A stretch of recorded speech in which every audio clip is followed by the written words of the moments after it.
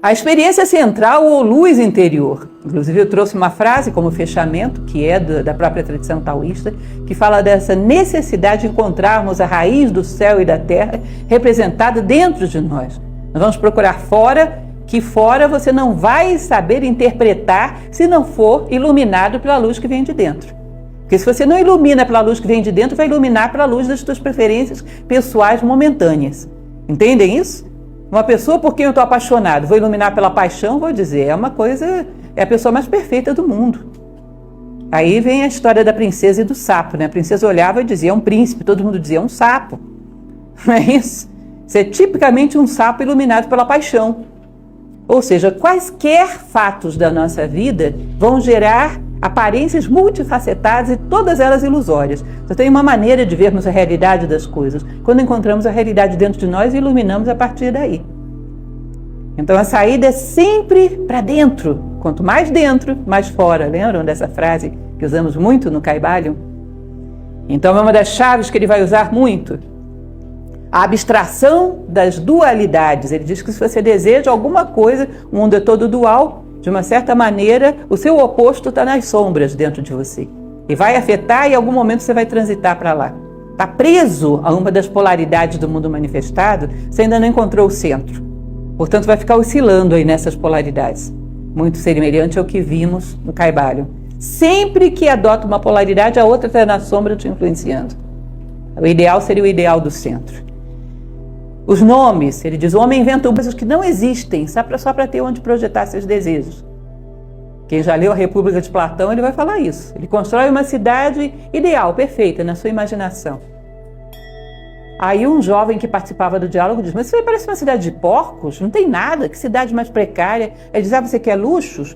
Eu quero luxos, tá bom, eu vou começar a criar luxos, mas também vou começar a criar os vícios dos homens. A partir do momento que você começa a criar coisas artificiais, dar nomes a elas, os homens começam a desejá-las, não alcançam nunca e ficam presos aí. E não saem mais. E não reconhecem mais o que é natural e o que é realmente necessário. Então a questão dos nomes é muito interessante em Lao Tse, que é a criação como que fosse de ideias artificiais que não encontram sombras reais no mundo. Os nomes que tinham que ser criados já foram todos criados, daquilo que é real. Quando o homem começa a inventar nomes, normalmente não tem sombra disso no mundo. Ele fica preso a essas ilusões, fica preso a uma fantasia. É a ideia da não ação. Ou seja, não agir em função de ilusões, que não é ficar parado. A não ação é um homem ativo, mas por tudo aquilo que é real, buscando tudo aquilo que é real. A espontaneidade como o maior mistério da vida. E aí, espontaneidade também um conceito que não tem nada a ver com o que nós entendemos hoje em dia. Espontaneidade hoje é fazer qualquer coisa. Você pega um conceito de dicionário. Espontâneo é aquele homem que manifesta aquilo que ele é. Portanto, para você ser espontâneo, o que você tinha que saber antes? O que você é. Às vezes pegamos uma pessoa rude e dizemos é espontânea. Isso é uma espontaneidade de um animal, não de um ser humano. O ser humano não nasceu para ser rude. Espontaneidade é a manifestação daquilo que você é e para isso demandaria primeiro encontrar o que você é, as leis que existem dentro de você, a harmonia que está dentro de você e que anseia por se manifestar. Ou seja, quando você encontra o que você é, pode se expressar de maneira espontânea, não antes. Senão está expressando uma máscara que reprime a tua espontaneidade ao invés de manifestá-la. Então a vida natural, a vida espontânea é um dos elementos muito fortes dentro do Tao Te Ching. E por fim, já estamos no nosso tempo, essa frase, que é uma frase de Wilhelm, que ele coloca no seu comentário introdutório ao livro, falando a respeito de um dos elementos essenciais do Tao Te Ching. A eternidade do Tao baseia-se no fato de que todos os seus movimentos retornam para o interior de si mesmo. Ou seja, o homem que caminha de forma correta vai ter cada vez mais vida interior. Se não tiver, se tiver cada vez mais superficial, não está caminhando de maneira correta. Ou seja, vocês dizem, isso aí é o símbolo que conhecemos tanto, né? Do Yin, do Yang, do Tao. Ele tem dois polos, ele não tem um centro. Não, ele tem um centro. Os dois polos giram em torno desse centro, que é invisível aos olhos, mas que está aí.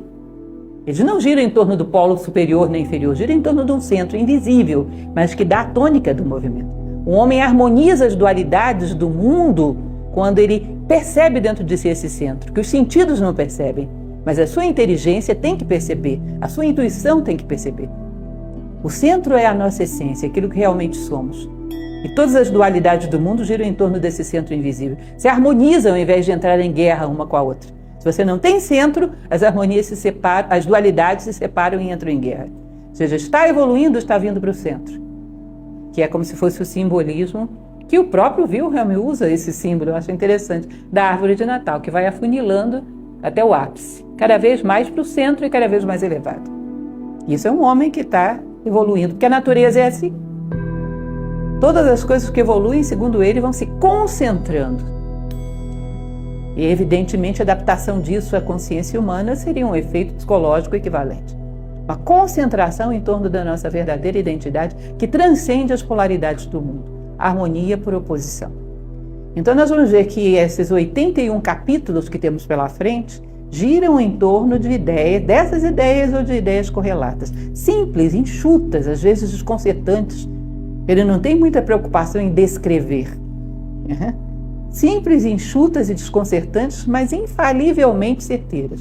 Querem tocar em algo adormecido dentro de nós. A nossa verdadeira essência, o nosso centro. Que é uma manifestação, uma sombra do mundo do sagrado